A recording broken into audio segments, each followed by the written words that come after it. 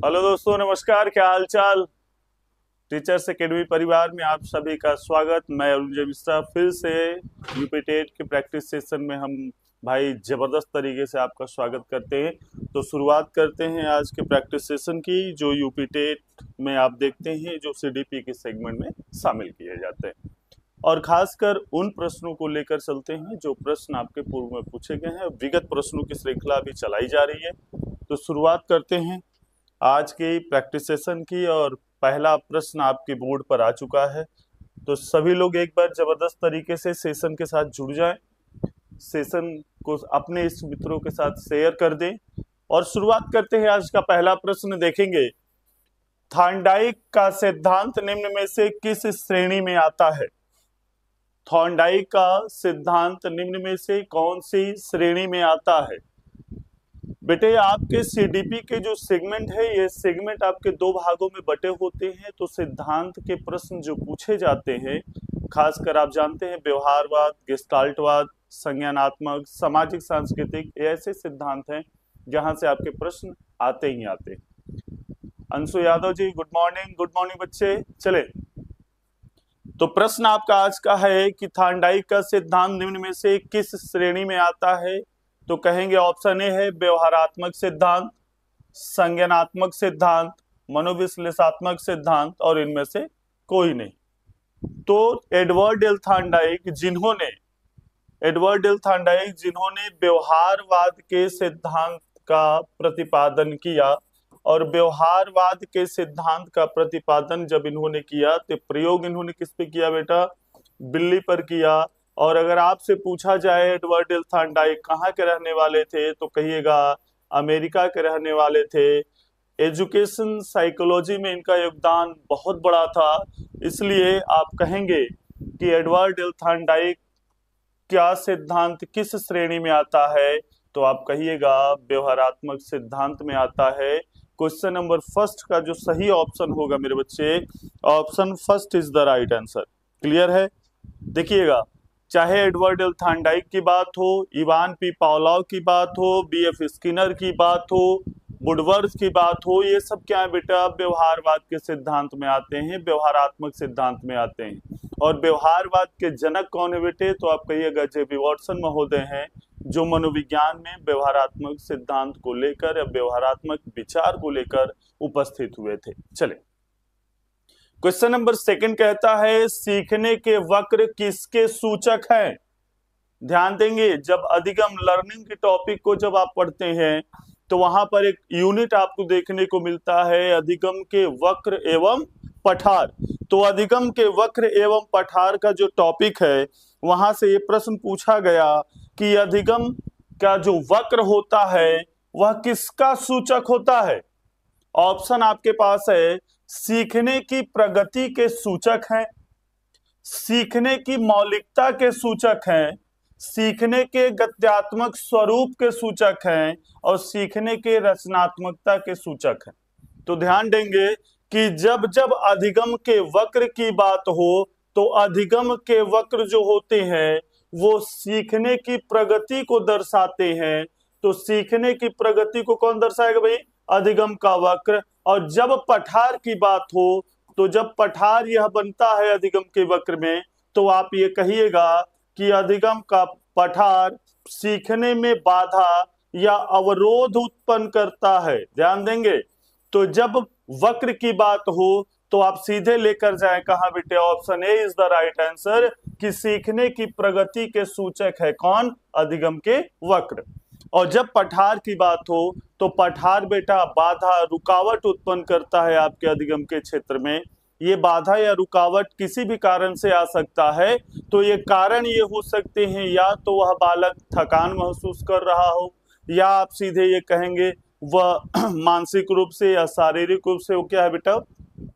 Sure नहीं है, परिपक्व नहीं है कि वह अधिगम के साथ जुड़ सके। इसलिए पठार को अवरोध के रूप में जाना जाता है और वक्र को जाना जाता है प्रगति के रूप में। चले, क्लियर है? थर्ड प्रश्न है, व्यक्तित्व का सामाजिक अधिगम सिद्धांत किसने दिया था? व्यक्तित्व का सामाजिक अधिगम सिद्धांत किसने दिया था? ऑप्शन है बंडूरा और वाल्टर, डॉल्ट और मिलर, कार्ल रोजर्स और कार्ल युंग। जुंग जिनके बारे में आप पढ़ते हैं, तो ऑप्शन 4 है Karl Jung. Pushpa Yadav ji Radhe Radhe. Sir जी राधे राधे। चले, व्यक्तित्व का सामाजिक अधिगम सिद्धांत किसने दिया था? ध्यान देंगे, तो ऑप्शन आपके पास है बंडूरा, डॉल्ट, कार्ल रोजर्स और युंग। तो जब अधिगम का, सामाजिक अधिगम का सिद्धांत हो और व्यक्तित्व की बात हो, तो ये प्रतिपादक आपसे पूछ रहा है बेटा सिद्धांत का, तो आप कहेंगे व्यक्तित्व का सामाजिक अधिगम सिद्धांत के प्रतिपादक आल्बर्ट बंडूरा और वाल्टर महोदय थे। क्वेश्चन नंबर 3 का जो सही उत्तर होगा option A is the right answer. बच्चे, अक्सर मैं आपको बताया हूं कि यूपीटेट में जब सिद्धांत के प्रश्न पूछे जाएंगे तो कुछ यूनिट, कुछ पॉइंट ऐसे हैं जहां से पूछे जाते हैं। या तो वह प्रतिपादक पूछ सकता है, आपके प्रयोग पूछ सकता है, डेट पूछ सकता है, या कोई बुक उनसे पूछा जा सकता है।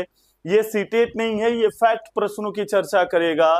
तो ध्यान देंगे, अक्सर आपको प्रश्न आज देख रहे हैं, चाहे थॉर्नडाइक आपसे पूछा गया, आल्बर्ट बंडूरा का पूछा गया, तो ये सभी बेटे क्या है, एक सीधी रेखा में पूछा जा रहा है, ये फैक्ट प्रश्न होते हैं। ठीक है, चले क्वेश्चन नंबर 4 देखेंगे। मिरर ड्राइंग परीक्षण निम्न में से किसके मापन हेतु प्रयुक्त होता है?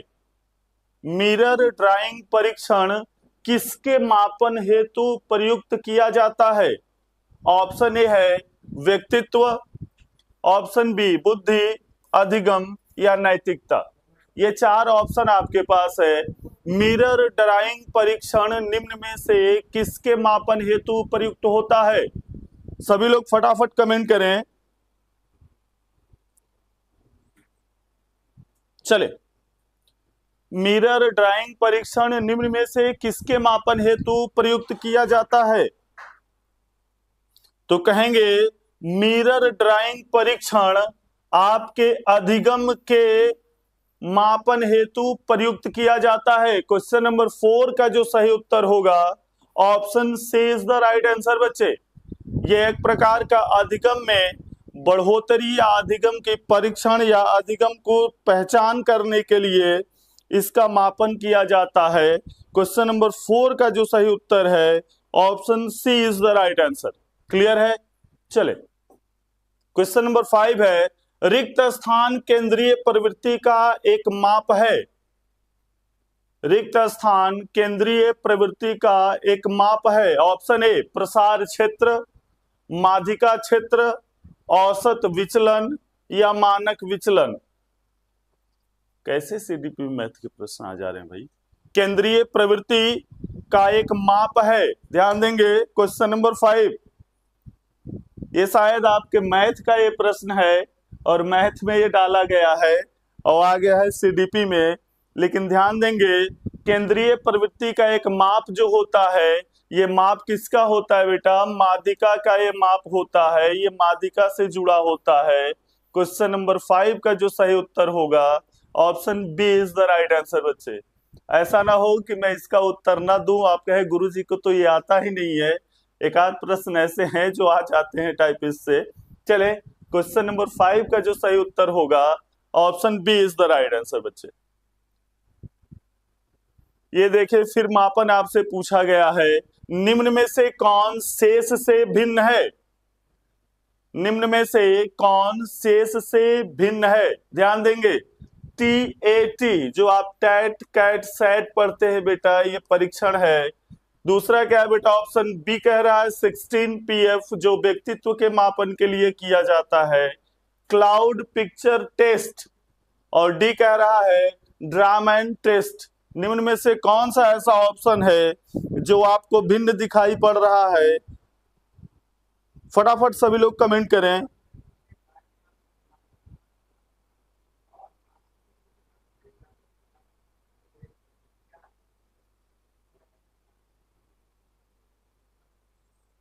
चले, cat, 16PF, cloud picture test और ड्रामैन टेस्ट, इनमें से कौन सा ऐसा ऑप्शन है जो भिन्न है? तो ध्यान देंगे, कि क्वेश्चन नंबर 6 का जो सही उत्तर होगा option B is the right answer बेटे। 16 PF जो है ये क्या है, इन सारे ऑप्शनों में भिन्न ऑप्शन है। ये भिन्न क्यों है, तो ध्यान देंगे कि ये शेष जो 3 आपके टेस्ट दिखाई पड़ रहे हैं, ये तीनों टेस्ट कहेंगे कि ये प्रक्षेपीय टेस्ट है व्यक्तित्व का, लेकिन 16 PF जो है ये प्रक्षेपीय टेस्ट नहीं है, ये कैटल के द्वारा एक निर्मित मपनी है। 16 PF जो कैटल महोदय के द्वारा बनाया गया, और यह क्या करता है बेटा, व्यक्तित्व मापन के लिए हम मपनी का निर्माण किया गया। आप ध्यान दिए होंगे पूर्व के यह टेट में प्रश्न पूछा गया, बड़ा ही विवादित प्रश्न रहा था, अचानक से प्रश्न को शामिल किया गया। तो ध्यान देंगे कि शेष जो 3 आपके परीक्षण पूछे गए हैं ये प्रक्षेपीय परीक्षण है 16 PF को छोड़कर। और 16 PF किसका मापन करता है बेटा, व्यक्तित्व का मापन करता है। इसका निर्माण कैटल के द्वारा किया गया था। क्वेश्चन नंबर 6 का जो सही उत्तर होगा option B is the right answer बच्चे। चले क्वेश्चन नंबर 7 है, विकासात्मक कार्य के प्रत्यय के प्रतिपादक थे। विकासात्मक कार्य के प्रत्यय के प्रतिपादक कौन थे भाई? ऑप्शन ए है हॉलिंगवर्थ, हैविंगहर्स्ट और जीन पियाजे और हॉल महोदय। ये 4 ऑप्शन आपके पास दिए गए हैं। विकासात्मक कार्य के प्रत्यय के प्रतिपादक कौन है? विकासात्मक कार्य के प्रत्यय के प्रतिपादक कौन है? तो कहेंगे विकासात्मक कार्य के प्रत्यय के प्रतिपादक हैविंगहर्स्ट महोदय थे।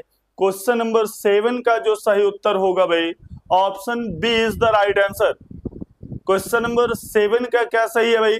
Option B is the right answer कि विकासात्मक कार्य के प्रत्यय के प्रतिपादक हैविंगहर्स्ट महोदय थे। ममता गिरी जी राधे राधे, सर जी राधे राधे बच्चे। चलें फटाफट आप सभी लोग कमेंट करते रहें, मैं सभी का कमेंट ले रहा हूं। चलें क्वेश्चन नंबर 8 है, सृजनशीलता की पहचान हेतु किसने सृजनात्मक चिंतन परीक्षण का निर्माण किया था? सृजनशीलता की पहचान हेतु किसने सृजनात्मक चिंतन परीक्षण का निर्माण किया था? ऑप्शन ए है मैरीफील्ड, टॉरेंस, कोल एवं ब्रूस। ऑप्शन डी कह रहा है कैंट। सृजनशीलता की पहचान हेतु सृजनशीलता चिंतन परीक्षण का निर्माण किसने किया? Question number 8। तो ध्यान देंगे कि सृजनशीलता की पहचान का प्रारंभ अगर किया जाए तो प्रारंभ में जो परीक्षण हुआ, इस परीक्षण से जुड़ने वाले जो मनोवैज्ञानिक थे वो मनोवैज्ञानिक कौन थे भाई? तो कहेंगे सृजनात्मक चिंतन परीक्षण का निर्माण टॉरेंस महोदय के द्वारा किया गया था। क्वेश्चन नंबर 8 का जो सही उत्तर है वो सही उत्तर क्या है भाई? Option B is the right answer बच्चे। क्लियर है? मैं सभी का कमेंट ले रहा हूं, आप सभी लोग फटाफट कमेंट करें। चलें क्वेश्चन नंबर 9 कहता है भाई रिक्त स्थान अधिगम के प्राथमिक नियमों में से एक है। निम्न रिक्त स्थान अधिगम के प्राथमिक नियमों में से एक है। ऑप्शन ए है अभिवृत्ति का नियम, प्रभाव का नियम, समानता का नियम, सहचारी अंतरण का नियम। चले फटाफट कमेंट करें, मैं उम्मीद करता हूं क्वेश्चन नंबर 9 का जो उत्तर आएगा वो सभी बच्चों का जबरदस्त तरीके से ऑप्शन सही आएगा भाई। तो ध्यान देंगे एडवर्ड एल थॉर्नडाइक से यह प्रश्न पूछा गया है आपका। थॉर्नडाइक महोदय ने अपने सिद्धांत में 2 प्रकार के नियम बताए। पहला तो भाई सीखने के प्रमुख नियम और सीखने के गौण नियम का प्रतिपादन किया गया। प्रमुख नियम की संख्या कितनी थी भाई? 3। और गौण नियम कितने बताए गए? 5। तो इसी प्रमुख नियम से आपके ये प्रश्न बनाए गए हैं कि इन 4 ऑप्शनों में से कौन सा ऐसा ऑप्शन है जो प्राथमिक या प्रमुख नियम में से एक है। तो आप कहिएगा तत्परता का, अभ्यास का और प्रभाव का, ये 3 नियम प्रमुख होते हैं। तो जब अगर तत्परता, अभ्यास और प्रभाव एडवर्ड डेल थार्नडाइक ने सीखने के मुख्य नियम के रूप में दिया, तो उसमें से एक नियम कौन सा है बेटा? प्रभाव का नियम। बाकी ये 3 नियम प्राथमिक नियमों में शामिल नहीं किया गया था। क्वेश्चन नंबर 9 का जो सही उत्तर होगा option B is the right answer बच्चे। क्लियर है? ममता गिरी जी, क्वेश्चन नंबर 9 का बी। वेरी गुड बच्चे। चले, क्वेश्चन नंबर 10 कहता है निम्न में से किसमें अन्वेषण के ऊर्ध्व उपागम का उपयोग किया जाता है? निम्न में से किसमें अन्वेषण के ऊर्ध्व उपागम का उपयोग किया जाता है? ऑप्शन ए है केस अध्ययन, प्रयोगीकरण, सर्वेक्षण या अंतःदर्शन। चलें, अन्वेषण के ऊर्ध्व उपागम का उपयोग इन 4 ऑप्शनों में से किस ऑप्शन में किया जाता है भाई? Question number 10। तो अन्वेषण के ऊर्ध्व उपागम को अगर जोड़ना हो तो आप जोड़ेंगे कहां बेटा? केस अध्ययन, केस स्टडी एक टॉपिक है आपके टीचिंग एप्टीट्यूड में, शिक्षण में, या केस स्टडी में अन्वेषण के ऊर्ध्व उपागम को जोड़ा जाता है। क्वेश्चन नंबर 10 का जो सही ऑप्शन होगा भाई, option first is the right answer कि केस अध्ययन अन्वेषण ऊर्ध्व उपागम में उपयोग किया जाता है। तो क्वेश्चन नंबर 10 का सही ऑप्शन क्या होगा? Option A is the right answer बच्चे। क्वेश्चन नंबर 11 कहता है जब व्यक्ति का एक परिस्थिति का अधिगम दूसरी परिस्थिति में उसके सीखने तथा निष्पादन को प्रभावित करता है तो उसे कहते हैं। जब व्यक्ति का एक परिस्थिति का अधिगम दूसरी परिस्थिति में सीखने तथा निष्पादन को प्रभावित करता है तो उसे कहते हैं। ऑप्शन फर्स्ट है चिंतन, स्मृति, अधिगम अंतरण, बौद्धिक विकास। फटाफट कमेंट करें। बहुत ही यह कह सकते हैं कि जबरदस्त प्रश्न है ये, अधिगम के टॉपिक से प्रश्न बनाए जाते हैं। तो बेटा जब आप ध्यान देंगे कि जब कोई अधिगम करता अपने पूर्व ज्ञान या आप कहेंगे अपने पूर्व अनुभव का उपयोग अगले नवीन ज्ञान के अर्जन में करता है, नवीन ज्ञान के अर्जन में करता है या सीखने में करता है, तो यहाँ 3 प्रकार की श्रृंखलाएं निर्माण होती है। एक तो होता है बेटा क्या? सकारात्मक, नकारात्मक और शून्य। तो यहाँ क्या कह रहा है बेटा? प्रभावित करता है। तो प्रभावित करने का अर्थ क्या है बेटा? तो आप कहेंगे कि अगर किसी अधिगमकर्ता का एक ऐसी परिस्थिति जो दूसरे परिस्थिति को प्रभावित करता हो तो आप सीधे ये कहेंगे क्या बेटा? यह अधिगम का नकारात्मक अंतरण है। क्वेश्चन नंबर 11 का जो सही उत्तर होगा option C is the right answer बच्चे। 3 प्रकार के स्थानांतरण या अंतरण होते हैं मेरे बच्चे अधिगम में। एक तो अधिगम का सकारात्मक अंतरण या स्थानांतरण, एक होता है अधिगम का नकारात्मक और एक होता है शून्य।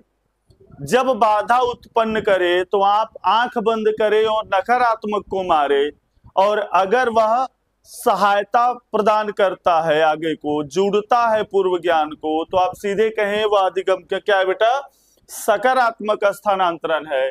और न बाधा उत्पन्न करे और न सहायता उत्पन्न करे तो आप सीधे कहेंगे क्या बेटा? जीरो ट्रांसफर है या अधिगम अंतरण का।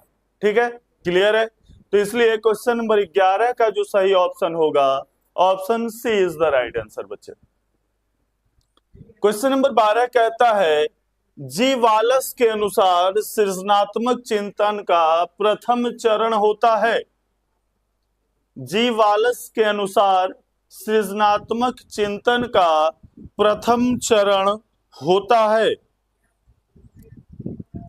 चलें, ऑप्शन है आपके पास उद्वन, उदासन, मूल्यांकन या उपक्रम। सृजनात्मक चिंतन का प्रथम चरण क्या होता है भाई? जी वालस महोदय के अनुसार। तो ध्यान देंगे, जी वालस महोदय के अनुसार सृजनात्मक चिंतन का प्रथम चरण आप कहेंगे तो ये प्रथम चरण जुड़ता है किससे बेटा? तो प्रथम चरण आपका जुड़ता है आपके उसके उपक्रम से कि बालक सृजनात्मक चिंतन में किस प्रकार का अपना विचार रखता है, कैसा विकास करता है। क्योंकि सृजनात्मक चिंतन जो होता है बेटा, ये नवीन विचारों के साथ या कहेंगे नवीन प्रयोग के साथ जुड़ा होता है। और जब नवीन विचार या प्रयोग जुड़ेगा बेटा तो कोई उपक्रम उससे जुड़ा होता है। इसलिए क्वेश्चन नंबर 12 का जो सही उत्तर होगा option D is the right answer बच्चे। क्लियर है? चले क्वेश्चन नंबर 13 कहता है रिक्त स्थान ने प्रयत्न व भूल के सिद्धांत का प्रतिपादन किया था। रिक्त स्थान ने प्रयत्न एवं भूल के सिद्धांत का प्रतिपादन किया था। ऑप्शन आपके पास है पावलोव महोदय, हेगार्टी, थॉर्नडाइक या रॉस। चलें फटाफट कमेंट करें। बहुत ही टफ प्रश्न है, बहुत ही मुश्किल प्रश्न है आज का ये। मनोविज्ञान या सीडीपी आपने शुरुआत की तो समझ लें कि अगर आप पावलोव, थॉर्नडाइक इन सभी को अगर मान लीजिए आप भूले हुए हैं तो सच बताऊं ना तो आप कुत्ता महोदय से मिल पाए और ना आप बिल्ली महोदय से। और ये प्रश्न आपका वहीं से पूछा गया है कि मनोविज्ञान का प्रारंभ में जो सिद्धांत पढ़ाया जाता है और जो बहुत ही इंपॉर्टेंट सिद्धांत है, वो प्रश्न आपसे पूछा गया कि रिक्त स्थान ने प्रयत्न एवं भूल के सिद्धांत का प्रतिपादन किया था। तो प्रयत्न एवं भूल के सिद्धांत का प्रतिपादन किसने किया भाई? तो आप कहेंगे कि प्रयत्न एवं भूल के सिद्धांत का प्रतिपादन एडवर्ड डेल थॉर्नडाइक महोदय ने किया। और इन्होंने अपना प्रयोग किस पर किया भाई? तो इन्होंने अपना प्रयोग किया किस पर बेटा? बिल्ली पर किया। इसलिए आप ध्यान देंगे कि प्रयत्न एवं भूल को ट्रायल एंड एरर के रूप में भी जाना जाता है, इसे प्रयास एवं त्रुटि के रूप में भी जाना जाता है, इसे एसआर थियरी के रूप में भी जाना जाता है। कई उपनाम है इस सिद्धांत के। क्वेश्चन नंबर 13 का जो सही उत्तर होगा option C is the right answer बच्चे, कि थॉर्नडाइक महोदय ने प्रयत्न एवं भूल सिद्धांत का प्रतिपादन किया था। चलें क्वेश्चन नंबर 14 कहता है व्यक्तित्व व्यक्ति के अंतर्गत उन मनोशारीरिक गुणों का गतिशील संगठन है जो पर्यावरण में उसके अपूर्व समायोजन को निर्धारित करते हैं। उक्त परिभाषा देने वाले महोदय कौन है भाई? ऑप्शन ए कहता है MLM S Freud, GW Allport, J.E. डेसिल। चलिए व्यक्तित्व व्यक्ति के अंतर्गत उन मनोशारीरिक गुणों का एक गतिशील संगठन है जो पर्यावरण में उसके अपूर्व समायोजन को निर्धारित करते हैं। यह परिभाषा किसने दिया? मन महोदय ने, फ्रॉयड ने, आल्पोर्ट ने, डेसिल ने। चलें किसने ये कहा कि व्यक्तित्व व्यक्ति के अंतर्गत उन मनोशारीरिक गुणों का गतिशील संगठन है जो पर्यावरण में उसके अपूर्व समायोजन को निर्धारित करते हैं? चले फटाफट कमेंट करें भाई।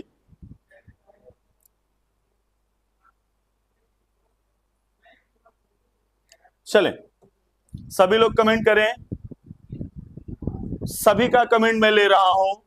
तो यह परिभाषा भाई आल्पोर्ट महोदय के द्वारा दिया गया व्यक्तित्व के क्षेत्र में।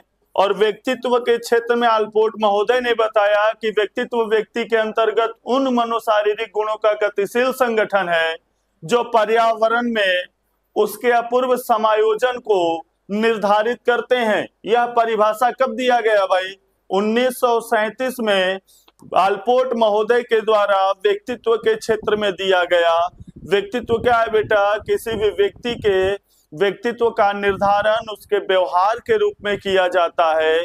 आल्पोर्ट महोदय ने उनके आसपास के वातावरण, उनके बिहेवियर, उनके विचार के रूप में उनके गुणों को देखकर ये परिभाषा का निर्माण किया। क्वेश्चन नंबर 14 का जो सही उत्तर है option C is the right answer बच्चे। क्लियर है?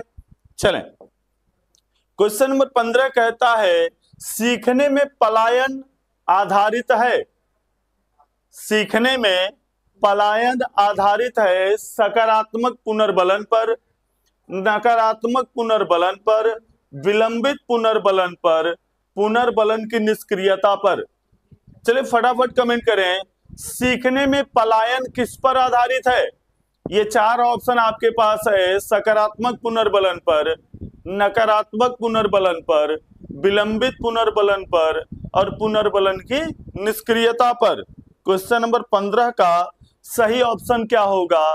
तो ध्यान देंगे, जो पलायन शब्द है बेटे, ये पलायन शब्द आपके डर, भय को प्रदर्शित करता है।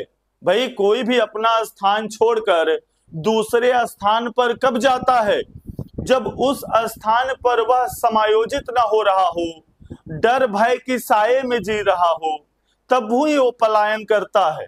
और जब पलायन की बात होगी तो वह सकारात्मक पुनर्बलन के रूप में तो नहीं हो सकता, वह विलंबित नहीं हो सकता, निष्क्रिय नहीं हो सकता, बल्कि वो है क्या बेटे? वह नकारात्मक पुनर्बलन के रूप में है। क्वेश्चन नंबर 15 का जो सही ऑप्शन होगा, option B is the right answer बच्चे। चले, भाषा का वह घटक जो ध्वनि की गति के अनुक्रम संचालन एवं उसकी रचना से संबंधित नियम की चर्चा करता है, उसे क्या कहते हैं? अर्थ विज्ञान, व्याकरण, स्वर विज्ञान, इनमें से कोई नहीं। चले क्वेश्चन नंबर 16 एक बार सभी लोग फटाफट कमेंट करें, भाषा का वह घटक जो ध्वनि की गति के अनुक्रम का संचालन एवं रचना से संबंधित है, नियम की चर्चा करता है, उसे क्या कहते हैं भाई? तो जब बात क्या होगी भाई, आपके ध्वनि अनुक्रम के रूप में देखा जाए, ध्वनि की गति को संचालन करता है या उसकी रचना करता है, तो आप सीधे इस ध्वनि को किससे जोड़ेंगे बेटा? तो आप कहेंगे कि यह क्वेश्चन नंबर 16 क्या है? ध्वनि स्वर विज्ञान से जुड़ा होता है। क्वेश्चन नंबर 16 का जो सही उत्तर होगा, option C is the right answer बच्चे। न कि आपका ध्वनि आपके अर्थ के रूप में होता है, व्याकरण के रूप में होता है, आप सीधे ऑप्शन कहां जाएंगे? यह स्वर विज्ञान के रूप में होता है, जो आपके ध्वनि की गति के अनुक्रम को संचालन करता है, उसकी रचना करता है, तो उसे क्या कहा जाएगा? स्वर विज्ञान is the right answer. Question number 16 का जो सही ऑप्शन है, option C is the right answer बच्चे। क्वेश्चन नंबर 17 कहता है वुडवर्थ के अनुसार स्मृति का आयाम नहीं है, वुडवर्थ के अनुसार स्मृति का आयाम नहीं है। धारण करना, पुनः स्मरण करना, पहचानना, तर्क करना। वुडवर्थ के अनुसार स्मृति का आयाम नहीं है। तो ध्यान देंगे, स्मृति क्या है भाई? आपका मेमोरी क्या है? तो ध्यान देंगे, आपकी मेमोरी जितनी शार्प होगी उतना ही आप क्या करेंगे बेटा? विभिन्न तथ्यों को आप देखते हैं और आपको याद हो जाता है। तो आप किसी भी विषय वस्तु को धारण करते हैं, आप उसे संगठित करते हैं, एकत्र करते हैं। कहाँ करते हैं भाई? मेमोरी में करते हैं। और जब आप उसे एकत्र करते हैं तो आप दोबारा जब उसे फिर से दोहराते हैं, याद करते हैं, तो याद भी हो जाता है।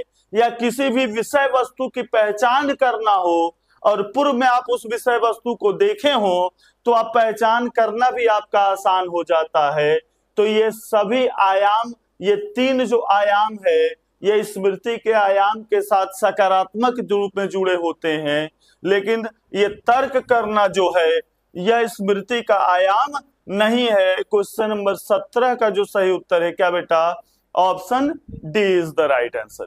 ध्यान देंगे, अगर कोई भी व्यक्ति ये कहता है जिससे आपको खुशी मिले, जिसके साथ आप सकारात्मक रूप से जुड़े हुए होते हैं, और उनसे मिलकर आपको बहुत ही अति सुंदर रूप में आप एक विचारों को लेकर चलते हैं, तो ध्यान देंगे कि उनके सभी बातों का आप धारण करते हैं। जब वो आपके पास से हट जाते हैं तो आप याद करके क्या करते बेटा, कितना बढ़िया सुखद महसूस होता होगा आपको। जब जब याद करेंगे तब तब आपको सुखद महसूस होता है। और कहीं मान लीजिए कि दूर दराज भी वह व्यक्ति अगर खड़ा है तो पीछे से ही आप पहचान जाते हैं कि अरे भैया वही तो नहीं खड़ा है। ये क्या है बेटा, ये एक तरीके से आप अपने स्मृति के आयामों को एक्टिव करके रखते हैं। तो जब आप स्मृति के आयामों को एक्टिव करके रखते हैं तभी क्या होता है बेटा, वो सभी आयाम स्मृति के साथ जुड़े होते हैं, बल्कि आप कहेंगे तर्क करना आपके आयाम नहीं हो सकते। क्वेश्चन नंबर 17 का जो सही ऑप्शन है, option D is the right answer बच्चे। अंशु यादव जी, सर नियम का चर्चा, किस नियम की चर्चा बेटे, बताएं कोई नियम आपको। बाकी आपके टेट की क्लास जो चलाई जा रही है, उस टेट की क्लास में आपके बृहद रूप में सारी श्रृंखलाएं चलाई जा रही है। आप एकदम निश्चिंत रहें, आपका टीचर्स एकेडमी परिवार आपके टेट के लिए कमर कस लिया है और टेट में आपको बेहतर तरीके से सारे टॉपिक और सारे सिद्धांतों की चर्चा आपकी क्लास ऑनलाइन और ऑफलाइन में की जा रही है। यहाँ प्रैक्टिस सेशन बेटा तो जितना मैं बता पाऊंगा, जितने नियम को बता पाऊंगा, यहाँ टाइम बाउंडेशन है, यहाँ से हटना होता है, यहाँ से आपको एक एक पॉइंट को जोड़ना होता है और जोड़कर आपकी चर्चा होती है। पर क्लासरूम में आपकी स्मृति के वो सारे टॉपिक जब आप पढ़ेंगे तो आपकी स्मृति के एक एक यूनिट, एक एक टॉपिक को आपको चर्चा की जाएगी। अच्छा, क्वेश्चन नंबर 16, चलिए मैं एक बार बैक आ जाऊंगा, रिमाइंड मुझे है, चलिए ठीक है आ जाए। TAT रिक्त स्थान द्वारा बनाया गया था। ध्यान देंगे, व्यक्तित्व परीक्षण में एक प्रश्न आपके पूछे जाते हैं, टैट, कैट, सैट। आप जब इसे देखते हैं तो कहते हैं thermal appreciation test, child appreciation test, senior appreciation test. ये क्या है बेटा, ये सारे टेस्ट हैं। तो ये टेस्ट बनाया किसके द्वारा गया था? हर्बन रोरसा के द्वारा, आलपोर्ट के द्वारा, मैस्लो के द्वारा, मर्रे के द्वारा। चलिए क्वेश्चन नंबर 18 का सही उत्तर क्या होगा, एक बार सभी लोग कमेंट करें। किसने टैट परीक्षण को किसने बनाया था भाई, किसके द्वारा यह दिया गया था? तो आप सीधे कहेंगे TAT, TAT, option D is the right answer भाई। मर्रे महोदय के द्वारा यह परीक्षण बनाया गया था, जिसे आप कहते हैं क्या बेटा, थर्मल एप्रिसिएशन टेस्ट। ठीक है, इस टेस्ट का जो विकास किया गया या बनाया गया, इसमें मर्रे महोदय शामिल थे। क्वेश्चन नंबर 18 का जो सही उत्तर है, option D is the right answer बच्चे। क्लियर है?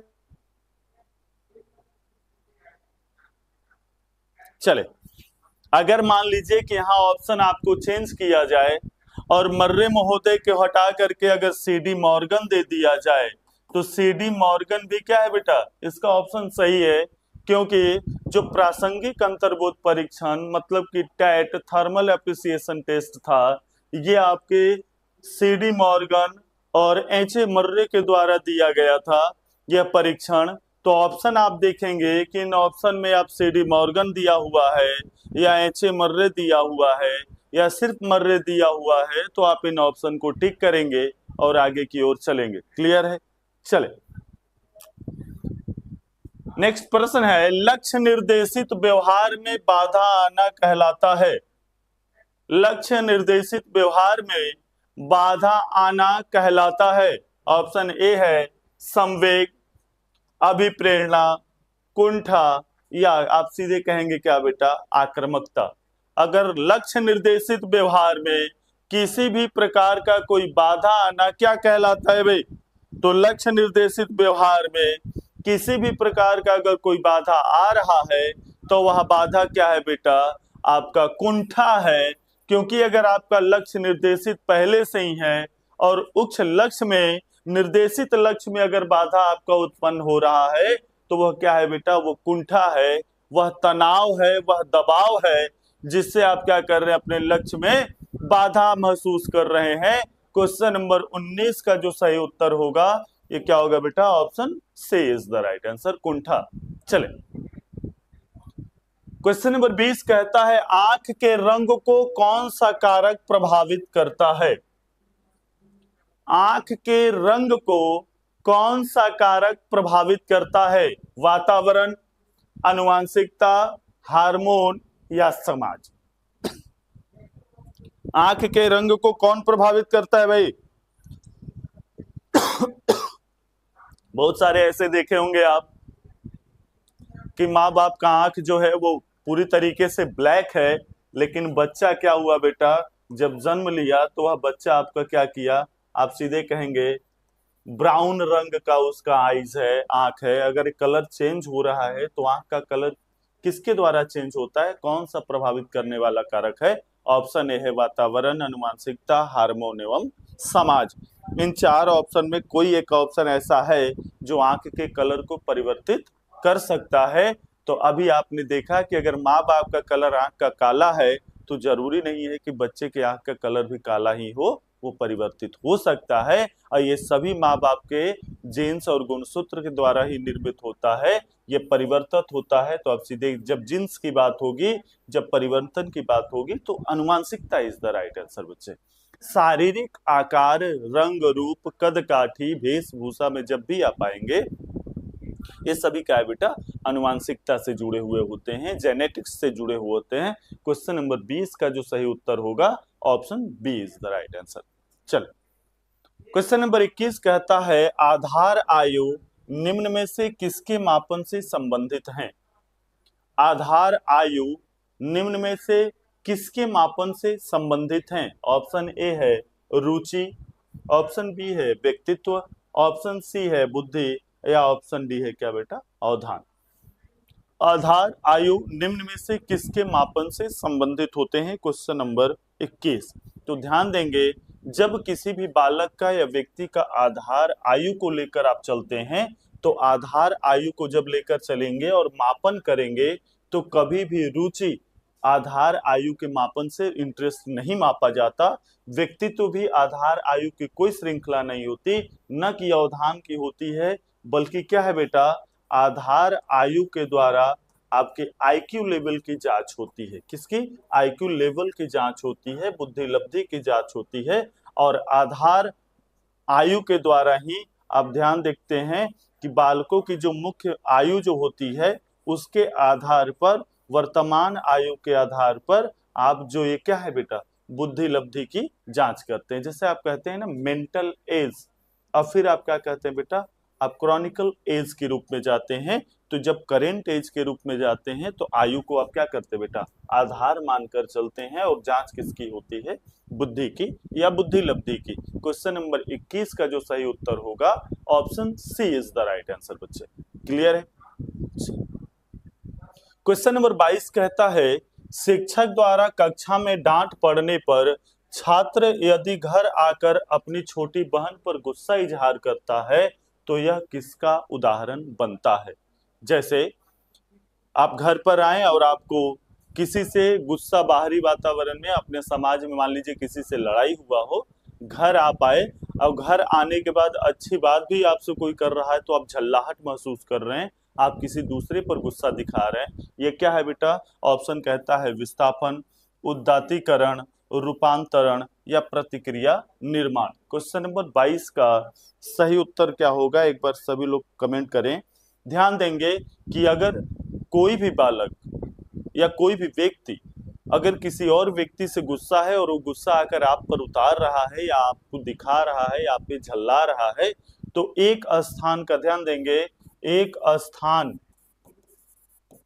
स्थान की क्रिया को छोड़कर वही क्रिया दूसरे स्थान पे अगर किया जाए या दिखाया जाए तो दूसरे स्थान पर उस क्रिया के दिखाने की क्रिया को आप सीधे क्या कहेंगे बेटा? विस्थापन कहेंगे। क्वेश्चन नंबर 22 का जो सही उत्तर होगा option A is the right answer, कि जब किसी एक कार्य को वर्तमान स्थान से हटाकर किसी विभिन्न स्थान पर भी उस क्रिया का रिप्लाई दिया जाए या उस क्रिया को दोहराया जाए तो वह क्रिया क्या कहलाएगा बेटा? विस्थापन इज द राइट आंसर। मतलब कि अगर एक शिक्षक के द्वारा कक्षा में डांट पड़ने पर छात्र यदि घर आकर अपनी छोटी बहन पर गुस्सा दिखा रहा है या गुस्सा इजहार कर रहा है, तो वहां का गुस्सा क्या कर रहा है बेटा? वहां की परिस्थिति का यहाँ पर क्या कर रहा है? विस्थापन कर रहा है। क्वेश्चन नंबर 22 का जो सही उत्तर होगा option A is the right answer बच्चे। ठीक है, चल क्वेश्चन नंबर 23 देखेंगे। निम्न में से कौन सीखने के गेस्टाल्ट सिद्धांत से संबंधित है? सीखने में कौन सीखने के गेस्टाल्ट सिद्धांत से संबंधित है? गेस्टाल्टवाद के सिद्धांत से कौन जुड़े हुए भाई? Ivan P Pavlov, BF Skinner, Edward L Thorndike या सीधे आप कहेंगे कोहलर।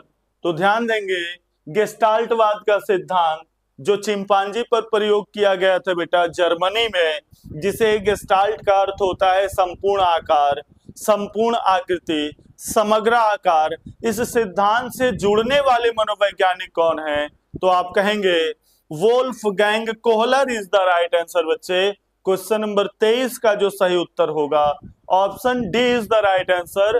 कि गेस्टाल्टवाद के जनक क्या है बेटा? गेस्टाल्टवाद के प्रयोगकर्ता कौन है? तो आप सीधे कहेंगे कोहलर महोदय। ठीक है, क्लियर है। चल क्वेश्चन नंबर 24 कहता है इरोस शब्द संबंधित है। इरोस शब्द किससे संबंधित है? जीवन की मूल प्रवृत्ति से, मरण मूल प्रवृत्ति से, भय मूल प्रवृत्ति से या प्राकृतिक मूल प्रवृत्ति से? इरोस शब्द किससे संबंधित है? एक बार सभी लोग कमेंट करें तो ध्यान देंगे। इरोस शब्द जो संबंधित है बेटा, इरोस शब्द आपके जीवन के मूल प्रवृत्ति से संबंधित है। क्वेश्चन नंबर 24 का जो सही ऑप्शन होगा option A is the right answer बच्चे। इरोस शब्द संबंधित है किससे? जीवन की मूल प्रवृत्ति से। क्लियर है। नेक्स्ट क्वेश्चन कहता है अहम निर्देशित होता है सुख के सिद्धांत के द्वारा, वास्तविकता के सिद्धांत के द्वारा, आदर्शवादी सिद्धांत के द्वारा या सामान्य सिद्धांत के द्वारा। चलें, अहम किसके द्वारा निर्देशित होता है? Question number 25।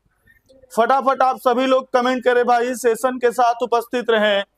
जो अहम निर्देशित होता है, वह अहम जो निर्देशित होता है किस सिद्धांत के द्वारा होता है बेटा? तो अहम होता है वास्तविकता के सिद्धांत के द्वारा।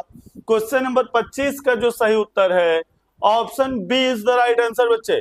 सामान्य सिद्धांत के द्वारा नहीं होता, आदर्शों के द्वारा यह नहीं होता, सुख के द्वारा नहीं होता, बल्कि वास्तविक सिद्धांत के द्वारा अहम निर्देशित होता है। क्वेश्चन नंबर 25 का जो सही उत्तर है option B is the right answer बच्चे।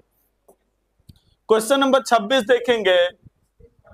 एक कालिस्टोकिन एक हार्मोन है जिसकी सुई यदि दे दी जाए तो इससे प्राणी में भूख अधिक बढ़ जाती है, भूख और प्यास दोनों की वृद्धि हो जाती है, भूख कम हो जाती है, भूख और प्यास दोनों ही में ही कमी आ जाती है।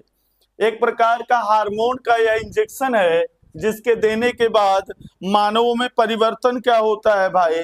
तो मानव में जो परिवर्तन होता है वो इस हार्मोन के कारण भूख में कमी हो जाती है। क्वेश्चन नंबर 26 का जो सही उत्तर है भाई option C is the right answer बच्चे। जो कोलिस्टोकाइनिन एक हार्मोन है जिसकी सुई यदि दे दी जाए तो इससे प्राणी में क्या होगा? भूख कम हो जाती है। क्वेश्चन नंबर 26 का जो सही उत्तर है option C is the right answer बच्चे। क्वेश्चन नंबर 27 कहता है बुद्धि परीक्षण में एक 16 वर्षीय बच्चा 75 अंक प्राप्त करता है तो उसकी मानसिक आयु रिक्त स्थान होगी। क्वेश्चन नंबर 27 का बुद्धि लब्धि में ये मानसिक आयु आपसे निकालने को पूछ रहा है। तो ध्यान देंगे, इसमें 3 प्रकार के प्रश्न बनाए जाते हैं। या तो आपके आईक्यू लेवल को पूछेगा, या तो आपके मानसिक आयु को पूछेगा, या आपके करंट एज को पूछेगा। तो ध्यान देंगे, आपसे जो क्वेश्चन नंबर 27 पूछ रहा है कि मानसिक आयु कितनी वर्ष होगी, तो एक बार सभी लोग फटाफट इसका सॉल्व करें भाई। तो ध्यान देंगे, कि अगर मान लें कि कोई बालक है जो 75 अंक प्राप्त करता है, तो 75 अंक प्राप्त करता है, उसकी वास्तविक आयु क्या है बेटा? 16 वर्ष है। तो 75/16 इंटू एक्स आप सीधे ऐसे क्या करेंगे बेटा? सॉल्व करेंगे। चलिए आप फटाफट इसका सॉल्यूशन निकालें।